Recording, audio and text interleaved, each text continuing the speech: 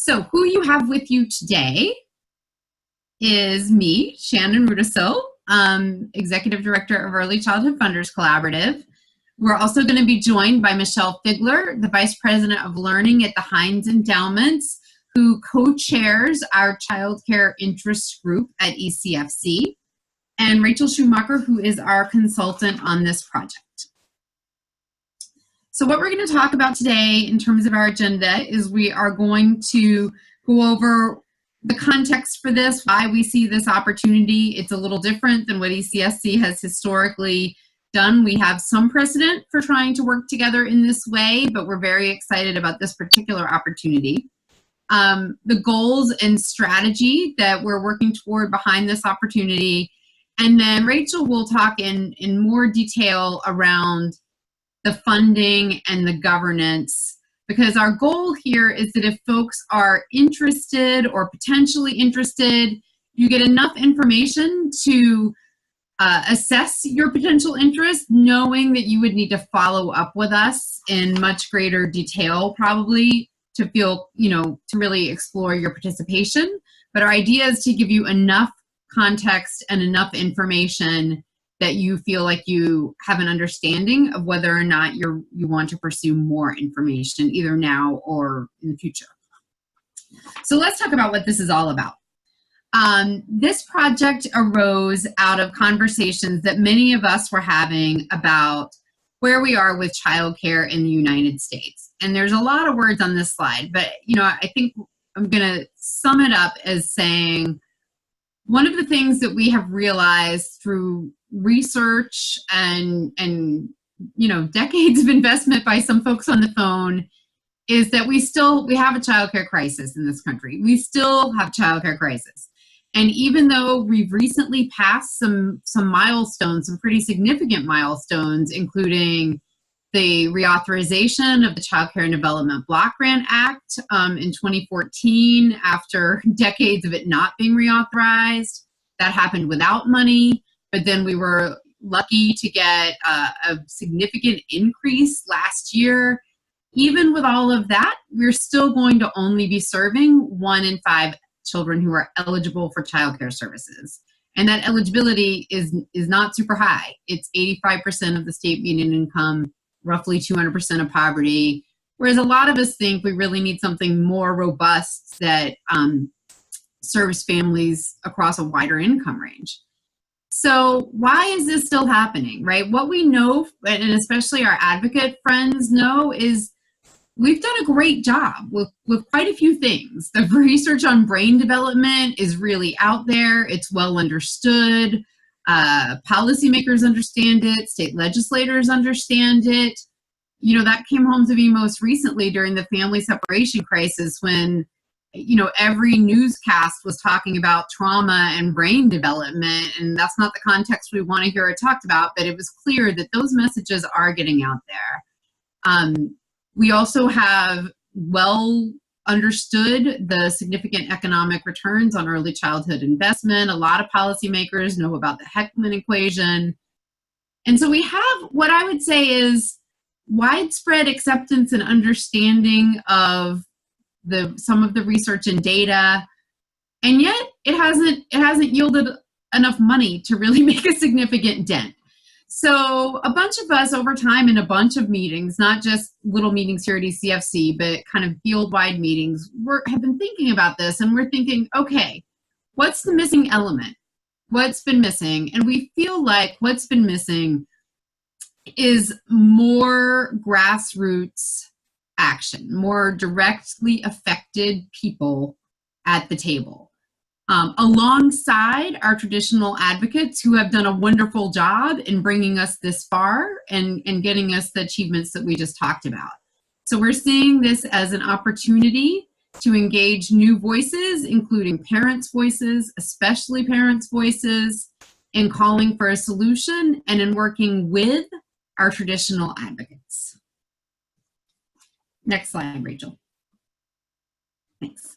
So we know that voters are concerned about this. And you can see many of our ECFC members, including probably some who are with us today, invest in the First 5 Years Fund, invest in the kind of efforts that we just talked about.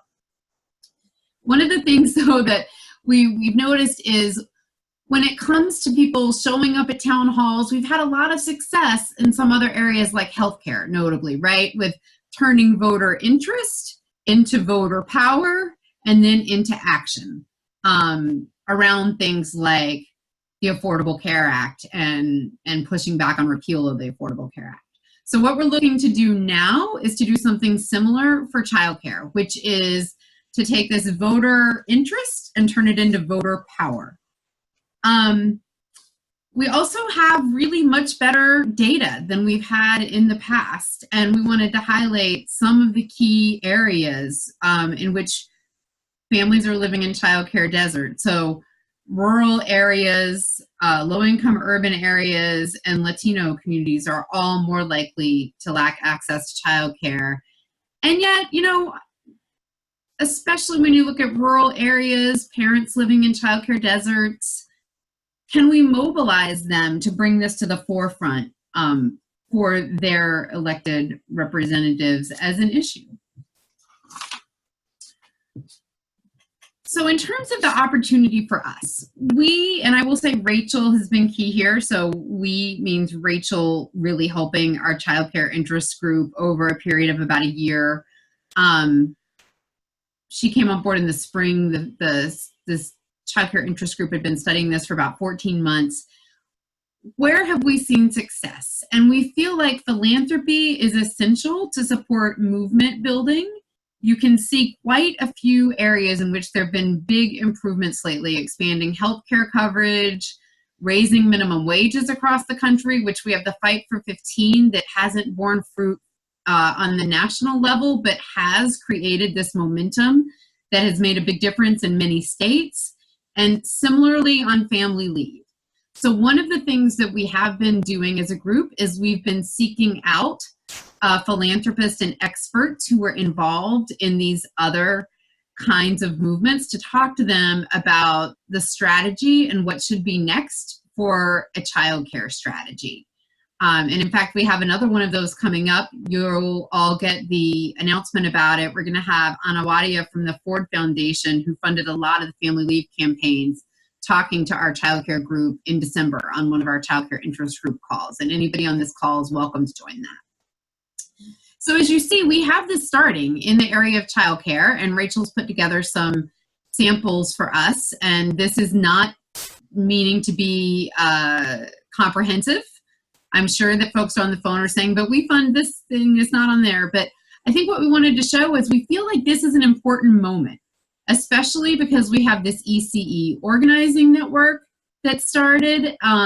We've had an amazing grassroots assembly this past summer in June, which brought together 250 parents and teachers from 25 states.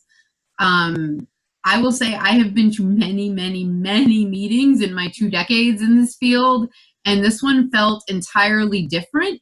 And it felt entirely different, I believe, because it was so driven by parents and people who were directly affected.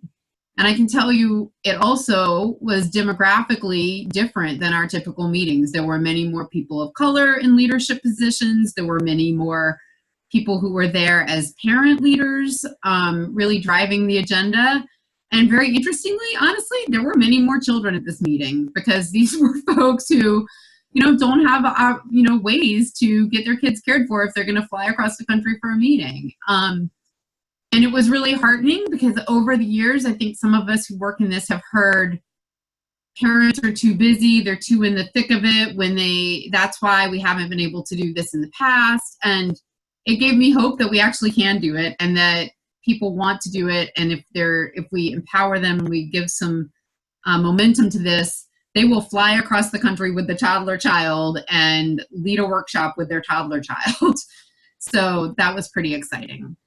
I won't go through all these opportunities, but I think that you can see them, and what this is building toward is something we feel like we could put some additional power behind in some key states. And so with that, I'm going to turn it over to Michelle Fidler from the Heinz Endowment to tell us a little bit more about the kind of gaps we're filling and could fill to take advantage of this momentum. Michelle?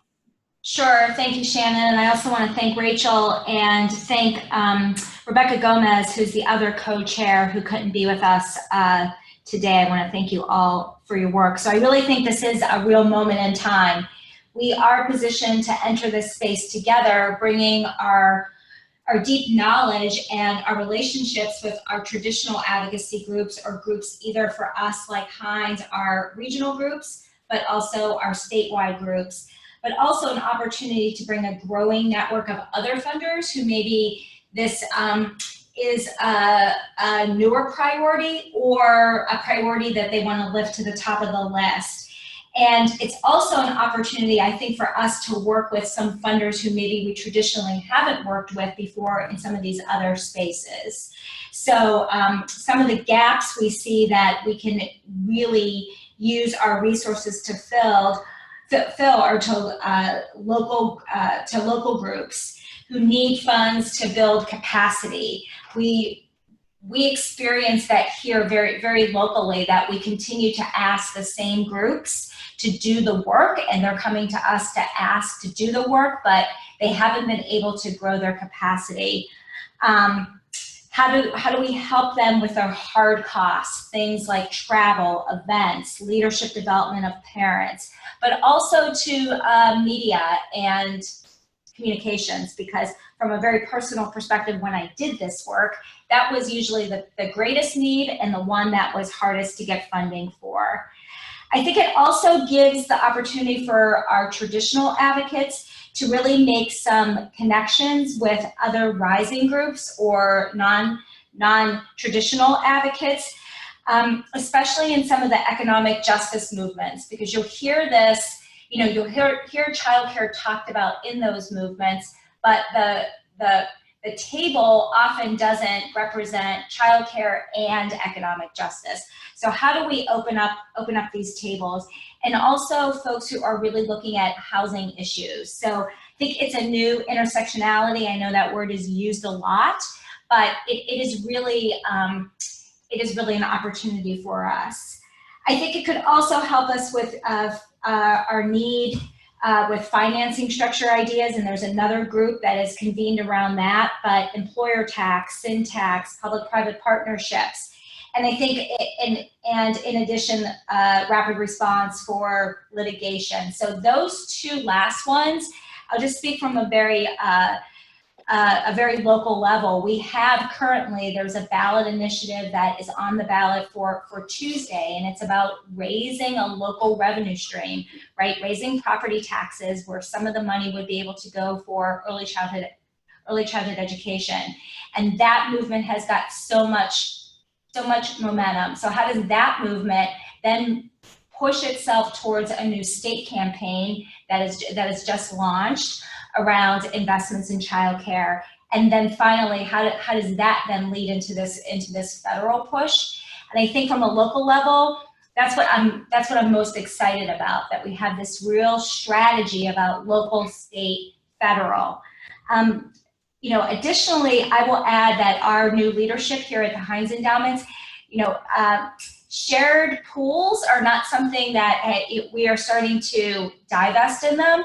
However, this particular one is the perfect example of what our board gets excited about, because they can see how this is going to help on a local level. And it also provides an opportunity to really involve the voter in a way that I don't think we have done, and to really involve the voter at every level. So you can turn to the next page. So what's the advantage of working together? I gave a couple of those, but I think the first one is really about learning from each other's work, expertise, and experiences. I've been deeply thankful for the time that I get to spend with all of you as someone who is still, I consider myself newer to philanthropy. I've been on the other side of the table doing the advocacy work or sitting inside of state government. So hearing from each other, hearing about what's working, lessons learned. It's also really important to share what didn't work. That's just as important. And but not just for us as funders, but for the organizations we fund. Oftentimes we don't provide enough opportunity for our organizations to get in a room and to talk about the strategies that worked, didn't work, create the playbook. So I think it's just, you know, it's a really powerful way of doing business. It also can help to streamline the process for grantees. And as a former grantee, that is probably one of the most important things, and the things I hear the most from the grantees we fund, right? The burden of yet another application or writing the same thing 5 times. How do we eliminate that for them? The third bullet is particularly important to us here as a regional funder.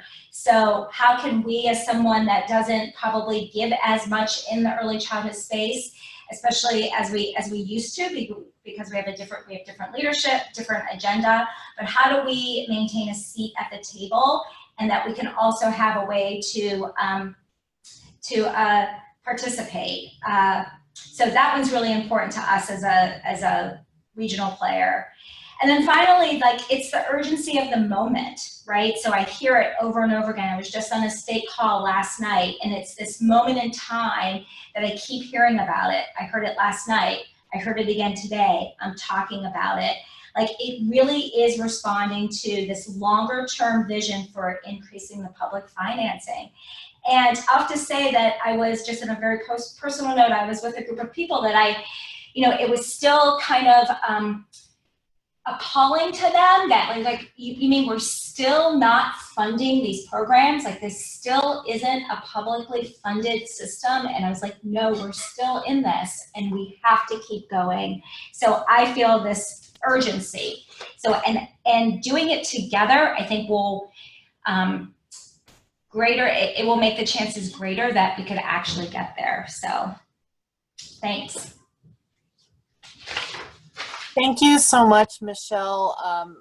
This is Rachel, and I also want to thank our co-chairs, Rebecca and Michelle. Michelle, especially for taking time out during a very busy week. For those who don't know, Heinz is located in Pittsburgh, and it shows her incredible dedication to this issue that she's able to make time for this.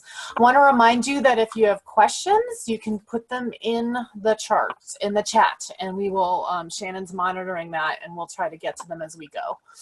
And then we'll have time at the end. So I've had this incredible opportunity to work with these folks you've already heard from to realize really is a dream, I think, for a lot of us who've been working in the field for a long time.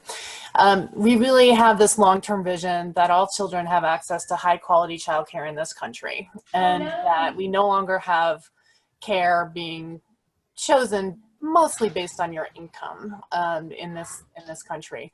So that's our long-term goal. We all know that this kind of work takes a long time. So what we tried to do is set out our goals for the next 3 years to build the foundation to get toward that long-term goal. And although there's a lot of text, and I'll apologize, everyone keeps saying, oh, thanks, Rachel. Rachel did the PowerPoint with too much text. And part of the reason is we just know that people like PowerPoints to take and use and have as a resource because it's nicely chunked out information, but it's also pretty hard on the eyes, and we understand that. So please do use the chat box if you have questions. I just want to direct your attention to the first 2 goals and reiterate them over the next 3 years. Since there is so much text here, that we really want to strengthen the field, and what we're hoping to do by collaborating as funders is to incentivize the coordination that we think is needed among those hardworking advocacy groups, community groups, parents, providers, our allies, and partnership with the government in a way that that hasn't been as organized before. We're not talking about setting up something that's separate. You'll see from the later text that we've done a lot of work trying to understand what's already going on out there and trying to really nestle within these other things going on and add to them. And we really think the thing that's missing, as Shannon said, is lifting parent-provider voices, authentic participation from those who are truly affected by this. And the rest of our goals flow from if we can achieve those things. So here's a theory of change, just sort of another way of looking at our goals. The focus of our investment in the first 3 years, and we are looking for 3-year commitments from those who are getting started, to really strengthen capacity among these local groups. We've heard that it had to be multi-year grants, and it takes a couple years. So that is the focus of the investment for the first 3 years. As I said, linking to those state advocates that are already out there in states, and that will require the partnership that we've been talking about. And also really thinking about how we link to other social and economic justice groups, groups like the Family Values at Work network around the country that's been focused on paid family leave. We see a lot of opportunities to link into those things.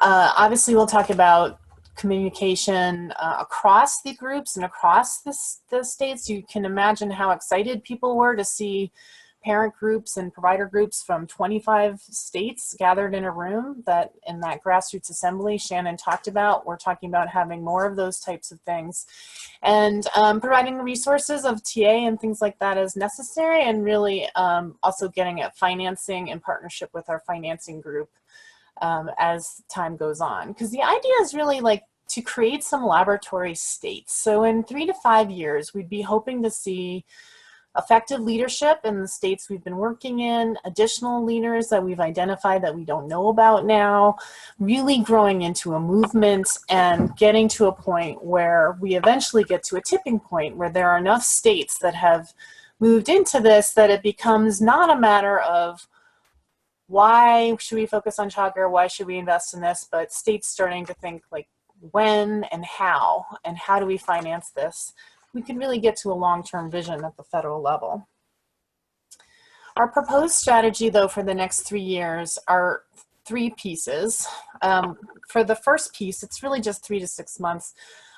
We really want to keep looking at our potential partners. Some of those folks we talked about before. There are funder groups working on related but not quite the same issue. There are national networks in existence like the Family Values at Work. Community Center for Community Change has some work they're doing, really trying to figure out who could help us quickly, as well as where there might be some quick grant opportunities. Our stage 2 would be to develop an RFP and really go more widely in picking some target states. And that would be for 2-year grants to make sure that they have enough time to really grow and strengthen. And we have also built in the idea that we would be collecting the same kind of data from our grantees that the group would agree on at specific times, and being able to tweak our strategy, understanding what's happening, share that learning among the group of funders that would be part of this. And there's a lot more detail behind these slides, but we don't have enough time to go into them. And we're hoping that we give you just enough so that you want to know more information, and we'll be able to follow up with more information for those who do want it. So next I'm talking about funding scenarios. And I have to admit that, you know, a lot of what we're doing is based on, you know, how much we are able to gather. We have a critical mass to get started. And we've developed some scenarios of what we could do if we were able to reach certain levels of funding based on talking to experts around the country about what they thought was really important to know. So as I mentioned before, we talked to a lot of people, and we found out one of our priorities is to make sure that we're doing this in and adding value. So we've been talking to the folks that have been doing the Early Childhood National Organizing Network, which is a group of national organizations that all have state affiliates or partners who are they're helping to work on issues early childhood related. We've been talking to the group of funders that are working on the Child Care Development Block Grant to keep that funding at the federal level. And of course, we want to coordinate with the Alliance for Early Success, and we know Helene is on the call, and we're glad she's on the call. Because their Alliance for Early Success really has its pulse on state advocacy groups around the country. We also know that other funders are picking off parts of the puzzle and that we can really add to it. So the Balmer Group is investing in grassroots strategy and digital outreach systems that could really amplify the work of the local groups. RWJF, Robert Wood Johnson Fund, is supporting a lot of national organizations who will be making sub-grants. And we are also talking to a funders group that works on parent leadership and thinking about ways that we could collaborate with them. So these are all really important things to know, but what we heard when we talked to a lot of these national orgs that work with the state and local groups was the big challenge is sustaining funding so that groups that are coming together that are often volunteer-run, parent-led, women of color-led groups, so they could really have a full-time employee or someone who can spend the bulk of their time working on the education, the outreach, the leadership development, and all those things that are necessary. And folks suggested that you could give at a low level, and that would just support a dedicated staff person to start building capacity. And at the higher level of 250, that would be for groups that are already had some capacity built and are ready to really run with a campaign at the state level.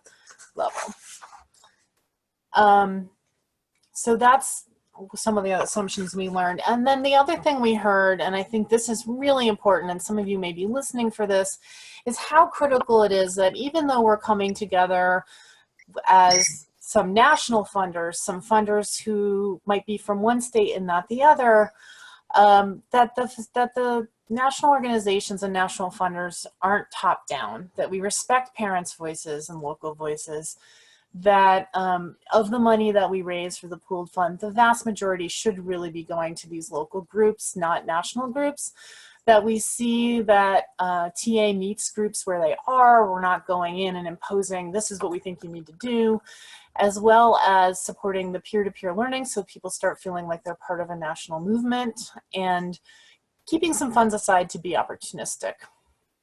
And last but not least on my slides of too many words is this section around, really being careful about picking the group. And for that, we would probably need some expertise of people who do organizing and have done it for a long time, so that we can really make sure we get groups that, really want to focus on childcare. That's their interest. We're not imposing it. That they're really ready to run with it, and that a little money can go a long way in those states. And so they suggested that there are quite a few states with local groups that they were aware of who they thought might be candidates. Now we have a prettier slide, but I just want you to know as you look at it. Rachel. Did someone have a question, Shannon? Hey. Yeah, we have a question that I think we should get to before we dive into governance, which is right. A question from Katie Beckman about funding, and we've got so much info. I wanted to take them sort of as they're close in time. So the question is, are we asking for a 3-year commitment from funders, or are we planning on making a 3-year commitment to potential grantees? Okay, that's a great question. Thank you, Katie. We are asking our funders to commit to 3 years, although obviously we understand things change and we'll have provisions for that in our bylaws. But we would like people to come on assuming that they're going to hit a certain level over a 3-year period, and later in the presentation I'll show you the levels that we're suggesting. So that's a great question. For the grantees, we were thinking it would be more like a 2-year commitment to start, just because if it's 3 years for the beginning of this project, there's going to be a 3 to 6 month period to get going.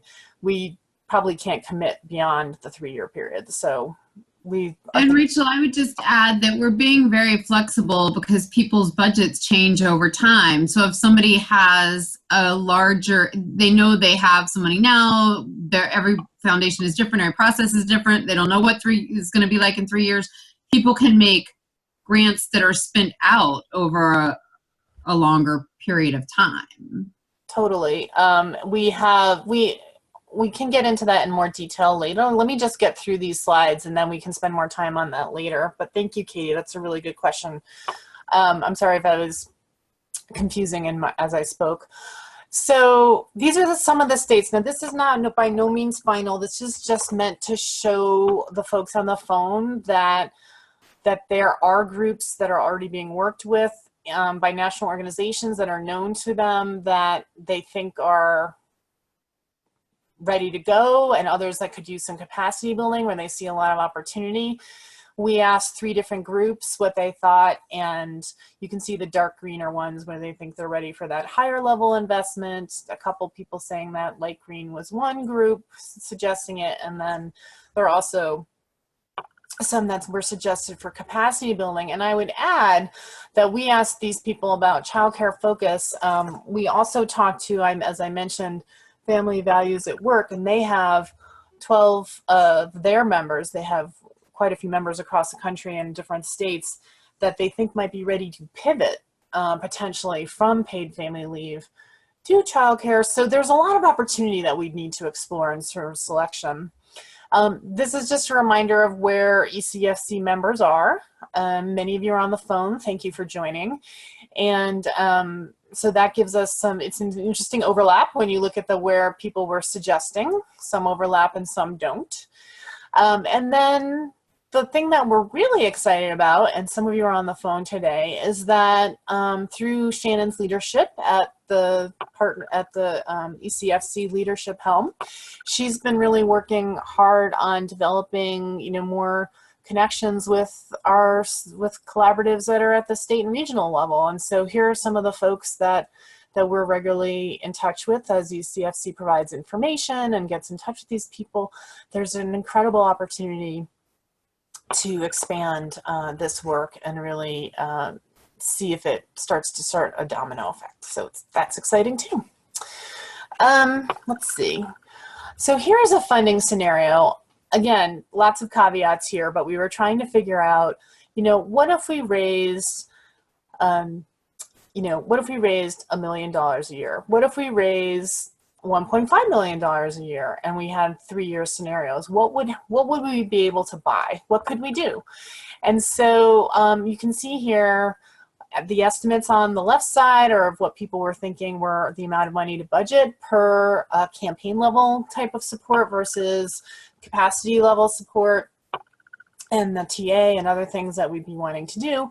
And then at the $1 million a year level, we were thinking we could do maybe 2 campaigns and 2 capacity building types of grants in states over this time.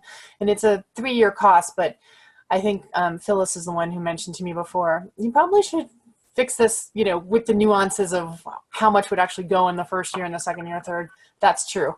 And then 4.4 plus 3 is at the $1.5 million level. What could we do there? So this is just a beginning scenario. There's a lot more nuances we would need to talk about, but can you imagine affecting things in 7 states in 3 years so that we had some campaigns running in states and some new up and coming groups that are partnering with our state advocates and getting attention in the next 3 years? That would be pretty exciting.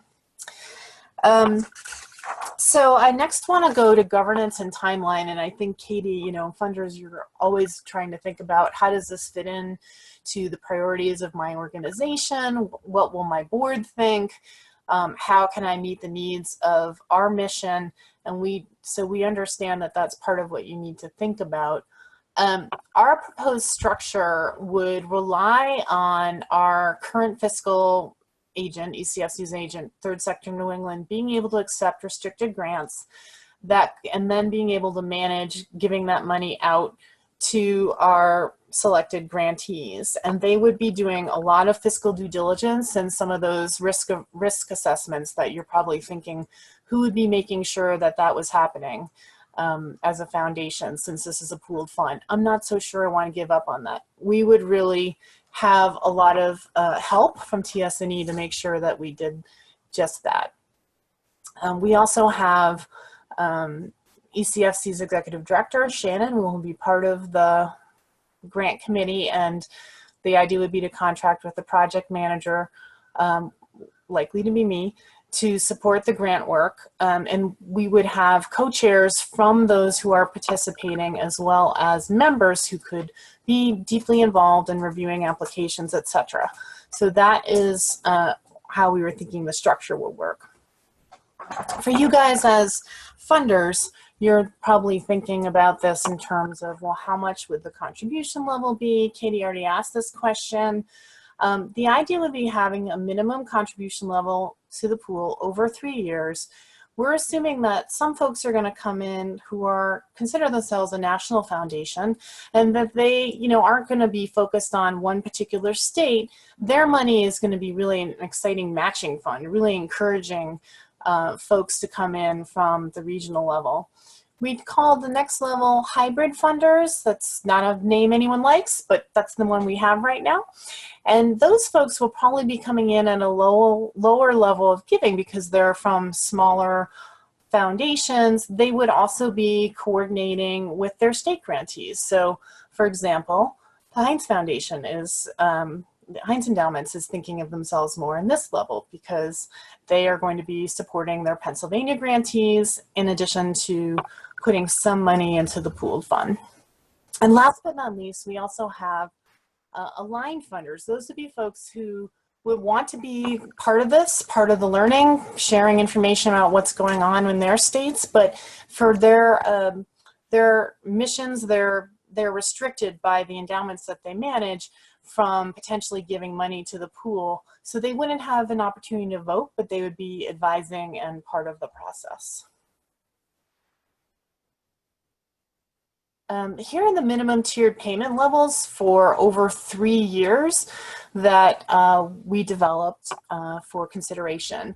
The annual giving amount column talks about what the foundation is already giving in the previous year, what's the amount that they gave out in terms of their grant totals, overall grants in the previous year. And based on that, what would be in a target for over 3 years for them to give to this fund.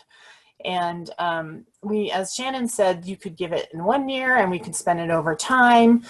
You could give some amount of it in 1 year and then, wait and kind of do it differently in the latter time. We would have to budget accordingly. And we're hoping that this makes sense to folks. We spent some time researching it based on the members we had in ECFC and trying to think about what would be reasonable. So I think now it's time to turn it back over to Shannon and to take questions from folks. Shannon, take it away. So we do have a question. The question is from Phyllis Glink at Irving Harris Foundation. Do you plan to make grants outside campaigns in states around financing and other childcare issues or not? So Phyllis, is your question about whether it would be, so campaigns that are not related to childcare or building childcare? Hi, it's me. I'm just taking myself off mute. I thought originally there were multiple. We're really interested in the community organizing and the campaigns and parent voice and aligning with advocates. I thought there were like 3 buckets that this fund was going to also be funding, and I didn't see that in your scenario of if we raise $1 million, we can do this. And it all looked like all of this was all campaign based rather than also innovations around financing strategies or other things. And maybe I didn't see it. It went by quickly. So sorry, we can go back to that if it would be helpful. The other way. The funding scenario includes, remember people said, make sure you keep some funds aside for opportunistic reserve. So we would need to think about how to use that. The other thing, so that could be one use for it, and that's separate from sort of the TA fund there.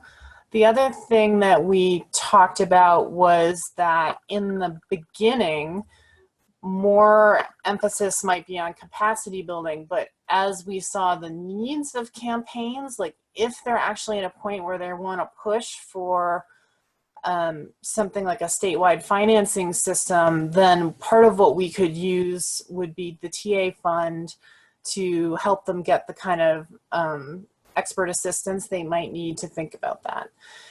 The other thing we want to let you know is that we have a separate committee that's working on finance for early childhood, and some funders, I don't think either of them are on the call, have already moved forward in supporting the beginnings of a work group to think about universal finance and new strategies for finance in states and localities. So all of these things would be, you know, possible. In the latter example, it would be an opportunity to really, you know, piggyback on what other folks are doing and not necessarily doing all of the work directly through this fund. Does that make sense?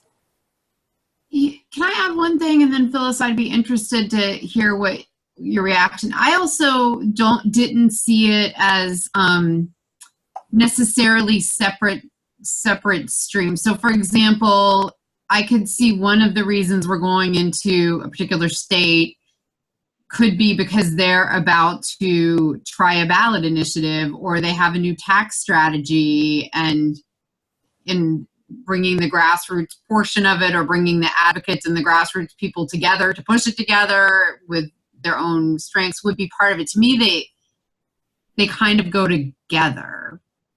Does that sound right to you, or were you thinking of it differently? No, I mean, you know, I'm interested in those other issues, but I'm primarily interested in how one mobilizes and activates networks of people on the ground, like you're prioritizing here, to lift up these issues around childcare, not just as a fun childcare, give us more money, but, you know, I think if one of your values is to say we want to go to states and provide them with some TA to test particular innovative strategies around moving financing systems, etc.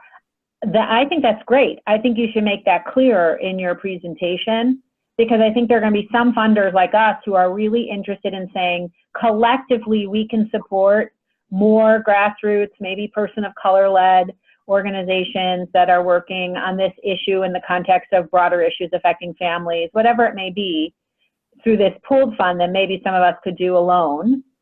But there are going to be others who are particularly interested in seeing how innovative financing strategies are moved at states, or how local, you know, initiatives can have bigger, broader influence. And I just think you need to make sure your language is clear that this is incorporating in an intentional way those other strands of work and lifting it up in the way that you're presenting this material. Mm-hmm. Thank you. So are there other questions? I don't see any in the chat box, but you guys should also feel very free to unmute yourselves on the Zoom. It's pretty easy. You just hover over your microphone in the bottom and click.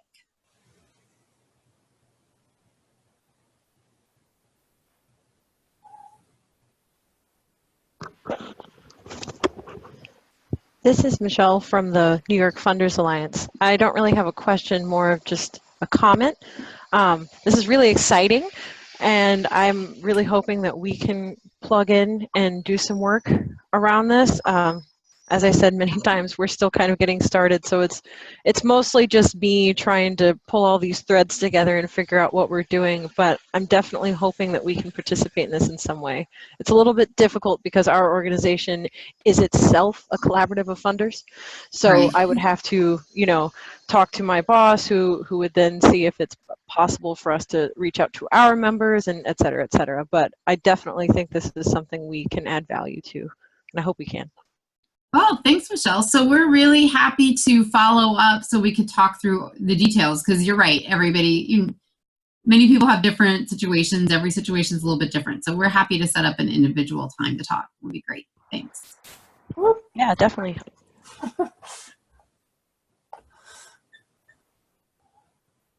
Other thoughts, other questions? This is Patty from the Russian. Patty, I think I hear you, but you're really quiet. Oh, okay. Is that better? That's a little better, yeah. Oh, okay. I've talked to to you guys about this, and we have a board meeting coming up next week, and we're actually going to be taking this kind of strategy to the board, and we're calling it, you know, can we go big or go home? That's our strategy. You know, looking for some of these other these different kinds of opportunities where we would commit more on a, you know, on an annual basis. So I don't think we'll probably have an answer about this in particular following this board meeting. Having said that, however, I just wanted to make the comment that the $75,000 over 3 years based on the annual giving amounts, I think it is, of, the slide's not up, but I think it was like between 2 and 10 million. It seems small to me. I'm just wondering why, why, do you think you can be a little bit more ambitious? I'm just looking at it as a, you know, past capital campaign council and thinking, well, that's not much of a stretch. So just a kind of. They're minimums. We're happy to take larger amounts. You know, we've had mixed feedback on this. And I think, you know, I've heard your side, and I've also heard, you know, this is going to be too much for us. So we were trying to make this accessible for people who wanted to participate, but obviously you can always exceed the minimum. I mean, this is Phyllis from Harris. I wrote Rachel a similar note when this slide came up. You know, we could get away with just giving $25,000 a year on this because we only give $8 million away in early childhood every year. But we're going to do $100,000, you know, if we can a year. And I worry that this slide and the way it's presented, it will drive people to the minimum. And then you won't get to the amount that you want for really having the impact that this has the potential to have. And I don't know how you slice that. And I can't give you advice there because I haven't talked to all the people you've talked to. But my worry is if I made a 3-year commitment and the fund doesn't take off because people don't give enough, then I've made this commitment to do something through this pooled fund that isn't actually going to have the leverage or the opportunity that I would want. And so I'm sort of in that, you know, like, I want to go in and I want to go, for us, 100 would be a big grant. You know, how can we get others to do that and get to the amount that we need to do this kind of a heavy lift, which is what it's going to take in states to mobilize people around these issues. Thank you. Yeah, and from our point of view at Roush, you know, and it's 75,000 over 3 years, right? So in other words, 25K a year. Yeah, I mean, that would be considered, you know, a small grant for us, actually. Right. And we're not a huge foundation. So it's just, you know, it's not a criticism. It's just, I think, perhaps you could, I don't know if you could test out a larger number than that. It also seems like a bit of there's a big gulf between the, you know, 45, 75, and then you go all the way up to 225. Thanks.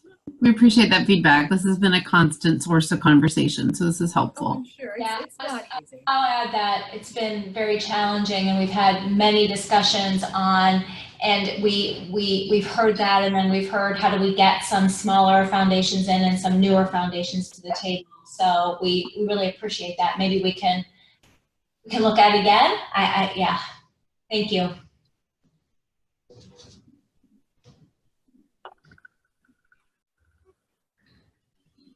Okay, let's see, one more call for questions and then we'll talk a little bit about next steps.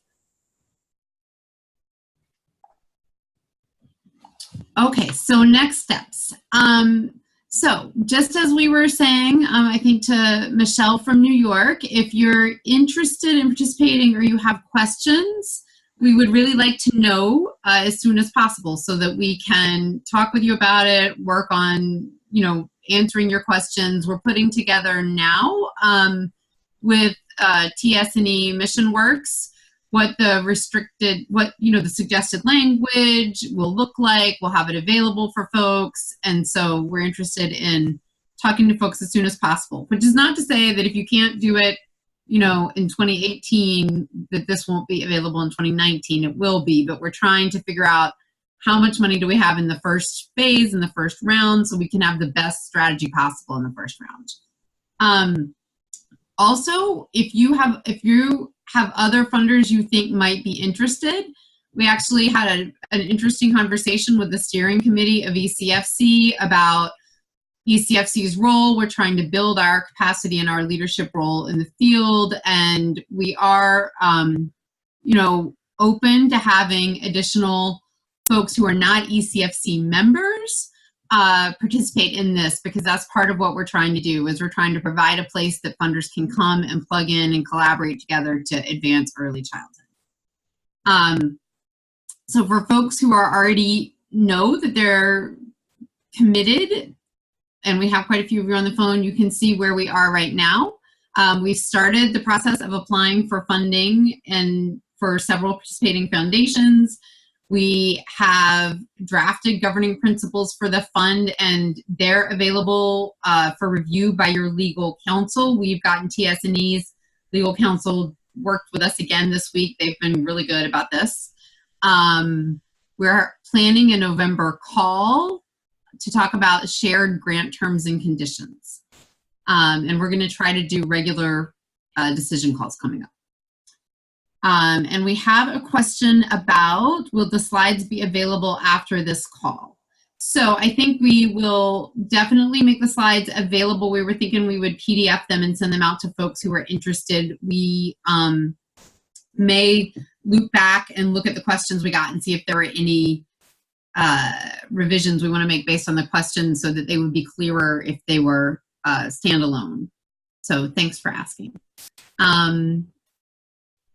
Okay, so we have one more question from Phyllis, which do we intend to get grants out by the end of 2018 or start in January 2019? I will say, Rachel, tell me if you think I'm wrong, that our goal is to be ready to receive money in 2018, but we don't anticipate, given that we want to have a collaborative process with governance committee people participating, that we'd be in a position to make grants in the next 8 weeks. Rachel, do you concur? Yes, I think that's right. If we were to try to do that, we would not be able to keep to our governance structure and participation of people. Okay. So you have your email, you have emails here for both Rachel and for me. And so we're both available to talk to you and answer questions. And we really appreciate your participation on a Friday after what feels like a long week, a really long week. So we appreciate this very much. We're excited about the potential here. I think it's good to continue to work on very positive, change-oriented things, even as our country remains very challenged. And so we really appreciate you getting on the phone to talk with us about this today. And we hope that you all have a restorative weekend. I appreciate that, Shannon. Thank you. Mm-hmm. Those of us in Pittsburgh appreciate that.